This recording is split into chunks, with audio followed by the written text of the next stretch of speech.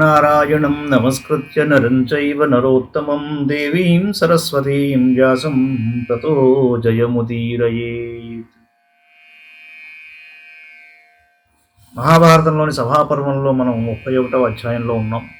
మరో భాగం చూద్దాం. ఈ అధ్యాయంలో ఆగ్నేయ మంత్రాలను శ్లోకాల రూపంలో స్మరించాడు, స్తోత్రం చేశాడు సహదేవుడు. సహదేవువాచ యజ్ఞ విఘ్నమిమం కర్తుం నార్హస్త్వం హవ్యవాహన. హవ్యవాహన, నీవు యజ్ఞానికి విఘ్నం చేయతగదు, రాజసూయం చేస్తున్నావు. ఏవముక్త్వా తు మాద్రేయః కుశైరాస్తీర్య మేదినీం విధివత్ పురుష వ్యాఘ్రః పావకం ప్రత్యుపావిశత్. ప్రముఖే తస్య సైన్యస్య భీతోద్విగ్నస్య భారత. ఇలా పలికి నరశ్రేష్ఠుడైన సహదేవుడు దర్భలను భూమిపై పరుచుకొని భయభీతులై ఉద్విగ్నులైన తన సేనల ముందు శాస్త్రానుసారం అగ్నిని వెలిగించుకుని ఆసీనుడయ్యాడు. నచైవ మచ్చగాద్వహ్ని వేలామివ మహోదధి తముపేత్య శనైర్వహ్ని ఉవాచ కురునందనం. సహదేవం నృణాం దేవం సాంత్వపూర్వమిదం వచః ఉత్తిష్ఠోత్తిష్ఠ కౌరవ్య జిజ్ఞాసేయం కృతా మయా వేద్మి సర్వమభిప్రాయం తవ ధర్మసుతస్య చ. సముద్రం చెలియడి కట్టను అతిక్రమించలేనట్లు సహదేవుని దాటి అగ్ని అతని సైన్యాన్ని చేరలేకపోయాడు. కురుకులానందకరుడైన సహదేవుని సమీపానికి అగ్ని మెల్లమెల్లగా చేరి అనునయిస్తూ అతనితో ఇలా అన్నాడు. కౌరవ్యుడా, లేవయ్యా, నేను నిన్ను ఈ విధంగా పరీక్షించాను. నీ అభిప్రాయాన్ని, ధర్మపరుడైన నీ అన్న ధర్మజుని అభిప్రాయాన్ని తెలుసుకున్నాను. మయా తు రచితవ్యేయం పురీ భరత సత్తమ యావద్ రాజ్ఞో హి నీలస్య కులే వంశధరా ఇతి. ఈప్సితం తు కరిష్యామి మనసస్తవ పాండవ. భరతశ్రేష్ఠ, నీలరాజ సంతతి రాజులుగా ఉన్నంత వరకు నేను ఈ నగరాన్ని రక్షించాలి, నీ అభిష్టాన్ని నెరవేరుస్తాను, కోరుకో అన్నాడు. తత ఉత్థాయ హృష్టాత్మా ప్రాంజలి శిరసా నతః పూజయామాస మాద్రేయః పావకం భరతర్షభ. ఇది విని సహదేవుడు ప్రసన్నచిత్తుడై లేచి శిరస్సు వంచి నమస్కరించి అగ్నిదేవుని పూజించాడు. పావకే నివృత్తే తు నీలో రాజాభ్యగాత్తదా పావకస్యాజ్ఞయా చైనం అర్చయామాస పార్థివః. సత్కారేణ నరవ్యాఘ్రం సహదేవం యుధాం పతిం. అగ్ని వెనుతిరిగిన తరువాత రాజు నీలుడు అక్కడకు వచ్చాడు. అగ్ని ఆజ్ఞానుసారం నరశ్రేష్ఠుడైన సహదేవుని నీలుడు సత్కారపూర్వకంగా పూజించాడు. ప్రతిగృహ్య చ తాం పూజాం కరే చ వినివేశ్య చ మాద్రీసుతస్తతః ప్రాయాద్ విజయీ దక్షిణాం దిశం. నీలుని పూజను గ్రహించి కప్పము అతనికి నియమించిన సహదేవుడు విజయం పొంది దక్షిణ దిక్కుగా బయలుదేరాడు. త్రైపురం సవశే కృత్యా రాజానమమితౌజసం నిజగ్రాహ మహాబాహు తరసా పౌరవేశ్వరం నాకృతిం కౌశికాచార్యం యత్నేన మహతా తపః. వశే చక్రే మహాబాహు సురాష్ట్రాధిపతిం తదా. త్రిపురేశుడైన అమితౌజసుని వశపరచుకొని సహదేవుడు పౌరవేశ్వరుని బందీగా చేశాడు. గొప్ప ప్రయత్నంతో సురాష్ట్రాధిపతి కౌశికాచార్యుని ఆకృతిని అదుపులోకి తెచ్చాడు. సురాష్ట్ర విషయస్థశ్చ ప్రేషయామాస రుక్మిణే రాజ్ఞే భోజకటస్థాయ మహామాత్రాయ ధీమతే. భీష్మకాయ చ ధర్మాత్మా సాక్షాదింద్ర సఖాయ వై సచాస్య పతిజగ్రాహ ససుతః శాసనం తదా ప్రీతిపూర్వం మహారాజ వాసుదేవమవేక్ష్య చ. తతస్స రత్నాన్యాదాయ పునఃప్రాయాద్యుధాంపతి. సురాష్ట్రంలో ఉండి ధర్మాత్ముడు సహదేవుడు భోజకటక నివాసి రుక్మికి విశాల రాజ్యాధిపతి బుద్ధిమంతుడు ఇంద్రసఖుడు అయిన భీష్మకుని సమీపానికి దూతను పంపాడు. భీష్మకుడు వసుదేవసుతుడైన శ్రీకృష్ణుని దృష్టిలో ఉంచుకుని కుమారులతో సహా సహదేవుని మాట మన్నించాడు. తరువాత యోధాగ్రేసరుడు సహదేవుడు అతని నుంచి రత్నాలను కానుకలుగా తీసుకుని ముందుకు సాగాడు. తతశూర్పారకం చైవ తాళాకటమథాపి చ వశే చక్రే మహాతేజా దండకాంశ మహాబలః.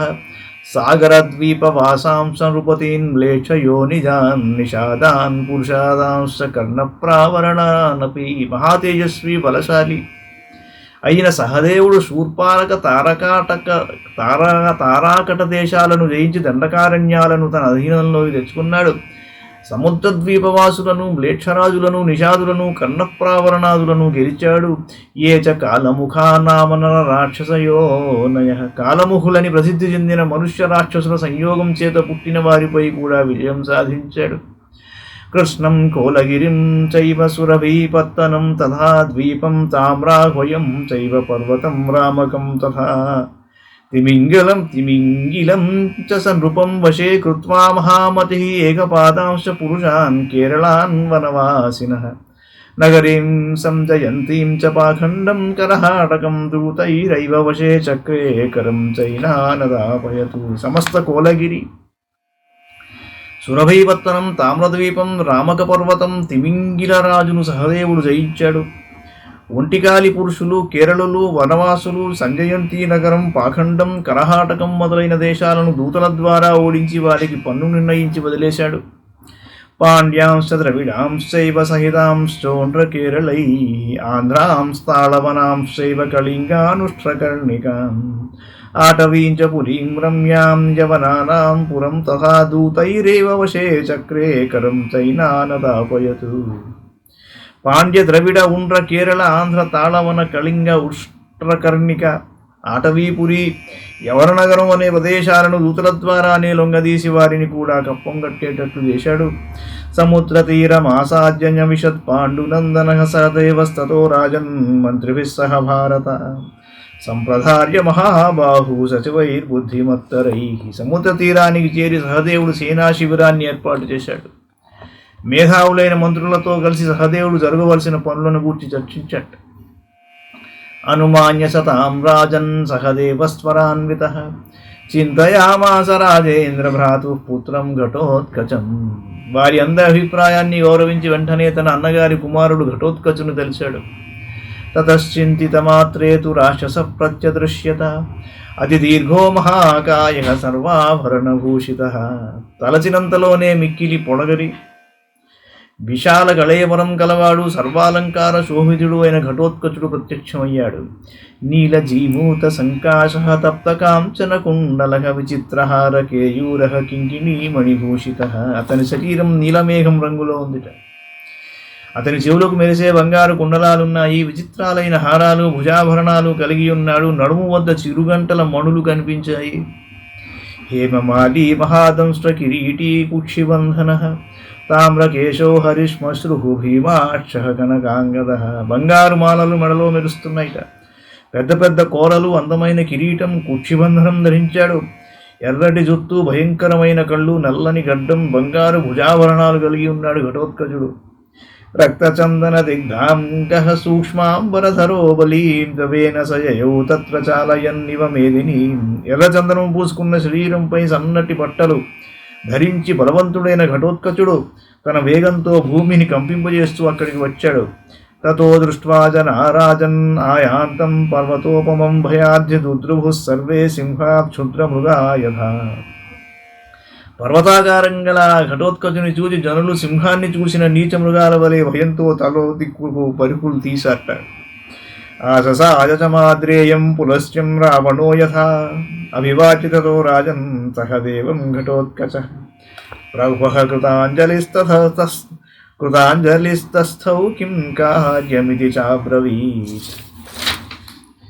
రావణుడు పులస్త్య బ్రహ్మను చేరినట్లు ఘటోత్కచుడు సహదేవుని సమీపానికి చేరి పాదాలకు నమస్కరించి సహదేవుని ఎదుట వినయభావంతో ఉండి చేతులు జోడించి ఏం చెయ్యాలి అని అడిగాడు.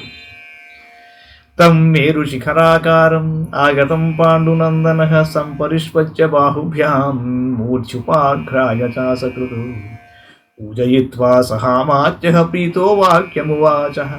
ఘటోత్కచుడు మేరు పర్వత శిఖరంలో ఉన్నాడు. అతడు రాగానే రెండు చేతులు చాచి కౌగులించుకుని శిరస్సున మాటిమాటికి ముద్దు పెట్టి స్వాగత సత్కారాలతో సన్మానించి మంత్రులతో కూడి సహదేవుడు మిక్కిలి ప్రసన్నుడై ఇలా అన్నాడు. సహదేవోవాచ గచ్చ లంకాపురీం వత్సకరార్థం మమ శాసనాత్ తత్ర దృష్ట్వా మహాత్మానం రాక్షసేంద్రం విభీషణం రత్నాని రాజసూయార్థం వివిధాని బహూని చ ఉపాదాయ చ సర్వాణి ప్రత్యాగచ్చ మహాబలః. సహదేవుడు అన్నాడు, వత్స, లంకానగరానికి కరగ్రహణానికి నా ఆజ్ఞపై వెళ్ళు. అక్కడ రాక్షసరాజు విభీషణుని కలిసి రాజసూయానికి వివిధ రత్నాలను గ్రహించి శీఘ్రంగా తిరిగిరా. విభీషణుడు ఇక్కడే ఉండిపోమని ఆశీర్వదించాడు శ్రీరాముడు. ఇక్కడే ఉన్నాడు త్రేతాయుగం నుంచి. నో చేదేవం వదేహ పుత్ర సమర్థమిదముత్తరం విష్ణోర్భుజబలం వీక్ష రాజసూయమధారవత్ కౌంతేయో భ్రాతృభిः సార్ధం సర్వం జానీహి సాంప్రతం స్వస్తి స్తు గమిష్యామి సర్వం వైశ్రవణానుజా ఇత్యుక్త్వా శీఘ్రమాగచ్చమాభూత్ కాలస్య పర్యయః కుమార. ఒకవేళ నీకు రత్నాలు ఇవ్వనిచో నీ శక్తిని ప్రదర్శిస్తూ ఇలా చెప్పు. కుంతీ కుమారులలో జ్యేష్ఠుడు ధర్మరాజు శ్రీకృష్ణుని బాహువీర్య సహాయంతో సోదరులతో కూడి రాజసూయం చేయ సంకల్పించాడు. అన్నింటినీ నీవు తెలిసి నడుచుకో, నీకు మంగళమగుగాక, నేను తిరిగి వెళతాను అని పలికి ఆలస్యం చేయకుండా వెంటనే తిరిగి వచ్చేనాయన అన్నాడు సహదేవుడు. ఆ తర్వాత ఏమైందో మరో అంకంలో చూద్దాం. మంగళం భగవాన్ విష్ణు, మంగళం గరుడధ్వజ, మంగళం పుండరీకాక్షో, మంగళాయతనో హరి. సర్వం శ్రీకృష్ణార్పణమస్తు.